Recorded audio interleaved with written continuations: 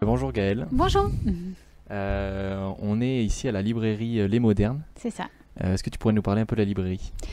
Oui, alors c'est une librairie que j'ai créée il y a 13 ans, spécialisée jeunesse, au départ on va dire. Au départ c'est vraiment l'idée d'être spécialisée en illustration, plutôt jeunesse, avec un peu d'adultes. Et là depuis 3-4 ans on a aussi ouvert beaucoup plus aux adultes, que ce soit de l'illustration, de la BD indépendante ou des thématiques qu'on aime bien développer ici. Littérature engagée aussi. Voilà, c'est plutôt ça. C'est-à-dire qu'on ne va pas travailler la littérature générale, parce qu'il y a des très bons libraires à Grenoble qui le font très bien. Nous, ça va être plutôt les essais sur des thématiques comme le féminisme, la musique, la société. Voilà.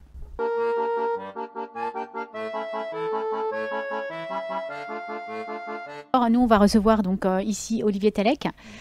Que vraiment j'adore, et il y a celui-ci, alors je sais pas vers où je me tourne, qui est un ouvrage qu'il a écrit et illustré, j'en rêvais depuis longtemps, chez Actes Sud Junior, et c'est vraiment, on retrouve toute la douceur et l'humour de son dessin, voilà, à l'intérieur, et c'est l'histoire d'un petit garçon qui va vouloir adopter un chien, mais on va voir dans quel sens peut-être ça va se passer. C'est pas celui qui est forcément attendu.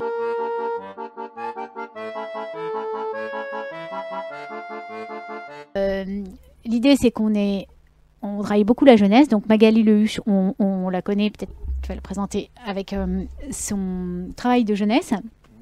Et là elle a fait une BD qui est assez autobiographique et qui est géniale. Qui est pour adultes, et qui est son parcours, c'est-à-dire son parcours de phobie scolaire, et en même temps sa passion dévorante pour les Beatles, qu'il a aussi sauvé quelque part. Sur la première voilà, ouais. Et c'est une BD géniale, ouais, que je trouve très très bien, et ça explique bien aussi la peur par rapport à l'école, les autres. C'est vraiment très fin. Ouais. Et en même temps, c'est son rapport qu'on ne connaissait pas. On ne connaît pas la vie des illustrateurs, des illustratrices. C'est intéressant, ouais. Et il y avait aussi un autre ouvrage? Ouais, parce que j'aime beaucoup l'univers du skate, et j'ai travaillé une bibliographie et j'ai redécouvert. Il faut dire que c'est pas un livre qui est paru maintenant. C'est un livre de...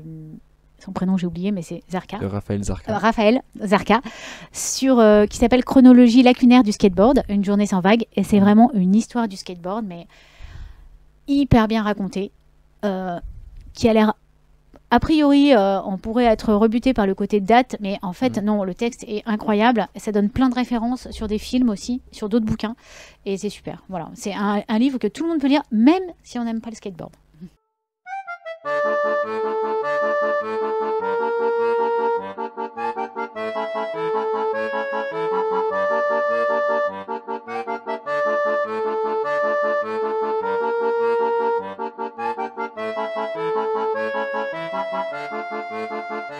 Alors bonjour Anne.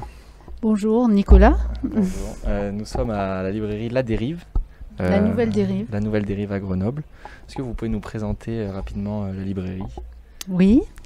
Alors c'est une librairie qui a été créée en 1978 par Yves Barufaldi, qui donc s'est installé ici, place Sainte-Claire.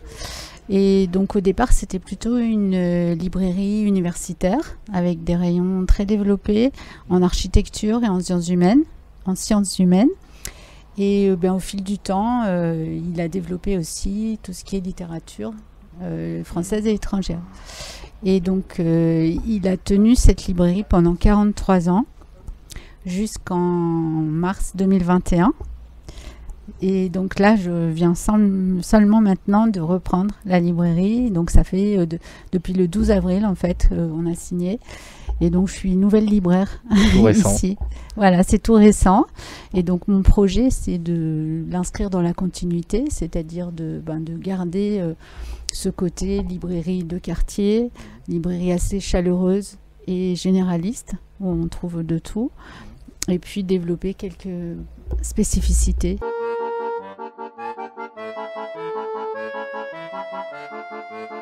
Angélique Villeneuve, c'est une auteure qui écrit à la fois pour la jeunesse et des romans. Et donc elle écrit souvent des personnages qui ont des rôles de mère ou de grand-mère et qui ont une relation avec un enfant. Mais c'est une relation qui n'est jamais facile. Donc par exemple dans son avant-dernier livre qui s'appelle Maria, c'est l'histoire de la grand-mère Maria avec son petit-fils Marcus. Et en fait, les parents de Marcus ont décidé qu'il n'aurait pas de genre, qu'il ne serait pas forcément genré garçon. Et donc, ils l'habillent avec une robe, par exemple. Ils lui mettent du vernis à ongles. Et la grand-mère voit arriver Marcus en robe. Et donc, voilà. Donc, il n'y a pas de jugement, mais c'est simplement sa relation avec cet enfant. Et voilà, ça permet d'aborder cette question. Ça permet d'aborder cette question du genre. Voilà, c'est ce que veulent les parents. Est-ce que c'est vraiment ce que veulent les enfants?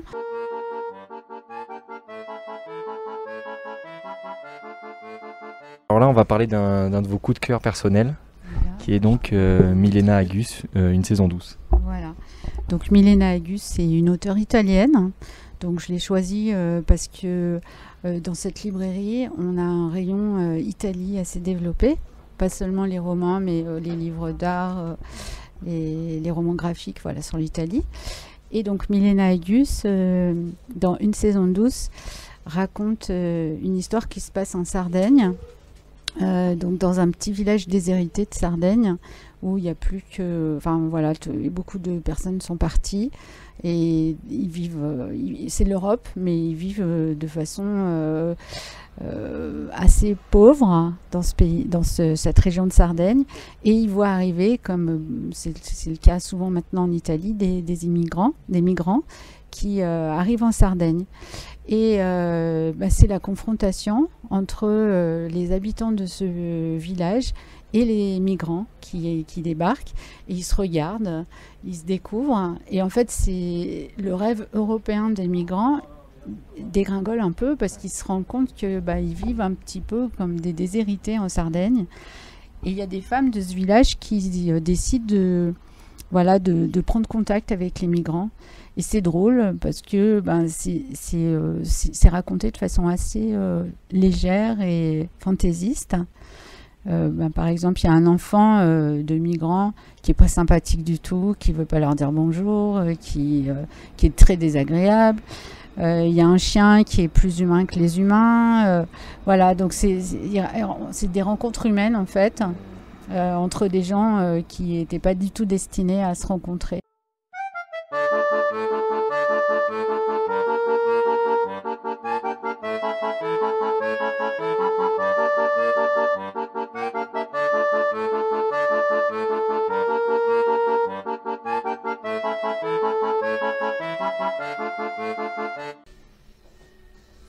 Bonjour Noémie. Bonjour.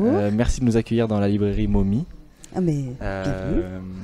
Très belle librairie, très grande. Est-ce que tu pourrais nous la présenter en quelques mots? Ouais, on est spécialisé en bande dessinée, manga et comics, et on est à Grenoble depuis 1985. Et on est ici dans cette librairie aux rue Lafayette depuis 2013.